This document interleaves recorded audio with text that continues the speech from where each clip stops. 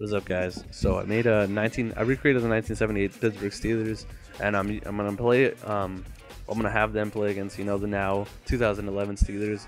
The 2011 because Heinz Ward's gonna be playing, and all those other players that aren't gonna be in 2012. And here I'm showing you quickly the way I went about the rating systems. I try to be as fair as possible. I didn't give 99s down the line. I was pretty I guess pretty fair.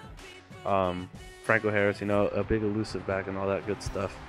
Unfortunately, I wasn't able to recreate a Three River Stadium, so I just left it as the Heinz Field, the now stadium for the Pittsburgh Steelers. And I mean, overall, this was a pretty intense game. It was a lot better than I thought. I didn't play with it. I didn't play with them. I thought I did a pretty good job on the jerseys, the best of my ability. I understand they don't have the numbers on the side on their shoulder sleeves, but I guess I just forgot to take them off. So right here you have Larry Anderson, kick returner. He has a decent return to the 26-yard line, I guess. And Terry Bradshaw hands it off to Franco Harris. He gets lit up by James Harrison, which is pretty interesting because Franco Harris, one of the best statistical running backs in the history of the NFL, getting pretty much shit on by this now Pittsburgh Steel defense, which is an awesome defense. I'm a big Steeler fan, and I love our defense, but it makes me wonder, Franco Harris not able to do anything against the Steelers of 2011. Screen passes seem to work, but James Ferrier gets injured on that play. Don't know why, but he did get carted off. So I did my best to my ability to recreate the Steelers. I have John Cobb and Mike Webster, Hall of Famer, and this play I slowed it down with John Stallworth with a big tiptoe catch in the sideline to get a more than first down on a third down. So they converted, which is awesome on any down, but pretty good. So Franco Harris, running up, and he's not able to make it. He gets stopped by big bad Ryan Clark, one of the best tackling free safeties. Now understand I said tackling free safeties, not necessarily pass coverage or anything. He's one of the best tackling free safeties.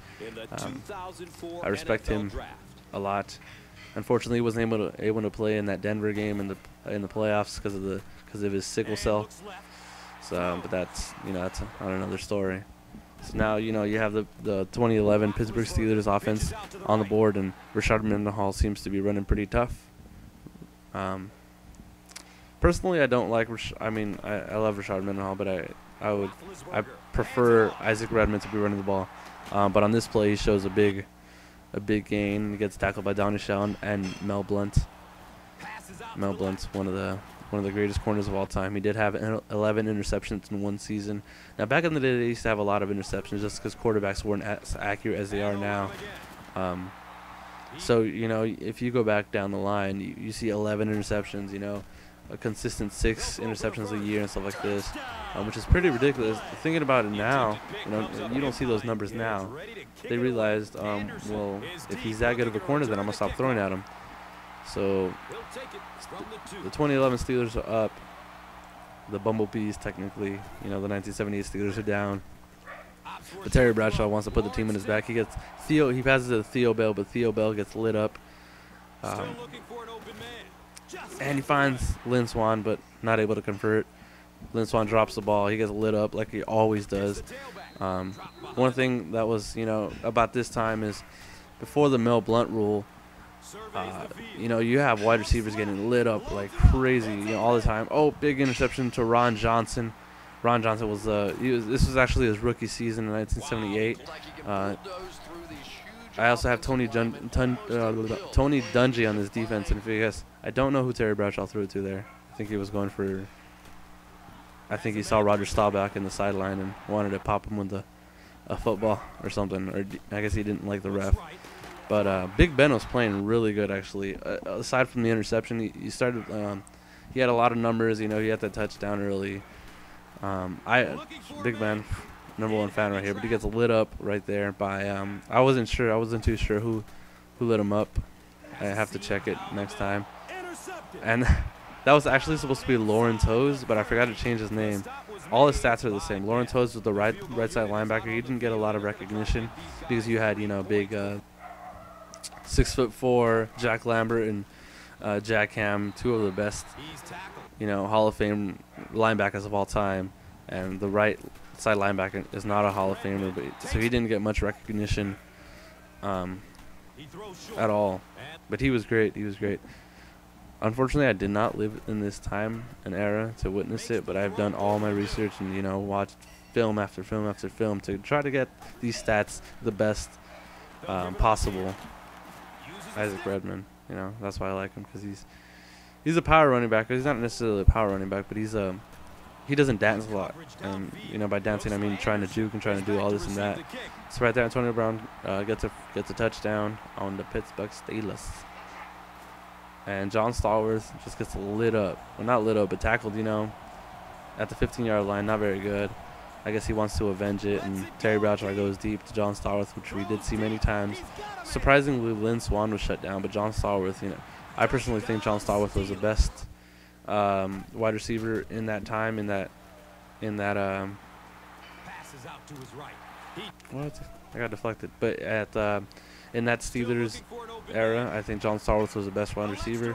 Better than Lynn Swann, because Lynn Swann, he was a prettier receiver. He was the most exciting receiver, but if you look at the numbers, John Stallworth was consistent, and he caught a lot of different balls, and, you know, was able to turn it around and go deep and do all this kind of stuff that receivers really didn't do at the time. He was the big threat down the field, you know, inside the numbers, in the goal line, and with the slants and the out routes and all that stuff. So John Stallworth was personally my favorite receiver in the Steelers era. Lynn Swann, you know, has everything. He has all the accolades, the 4 receptions, 160 yards or something like that in Super Bowl, whatever it was, against the Cowboys, where he shit all over them. But John Stallworth, my boy, and Franco Harris gets a touchdown. So finally, the Bumblebees are up, a.k.a. 1978 Steelers. They're not able to convert there. It was a pass to Rocky Bleier, and yes, I do have Rocky Bleier in the game. He was awesome Vietnam War veteran. Great story, by the way, how he wasn't able to play because he was too skinny, and then, you know, a couple years later he tries out again. He's at a whopping like 200-something pounds. Hines Ward with a big conversion right there. You know, that's an all-time Steelers leading receiver, I guess.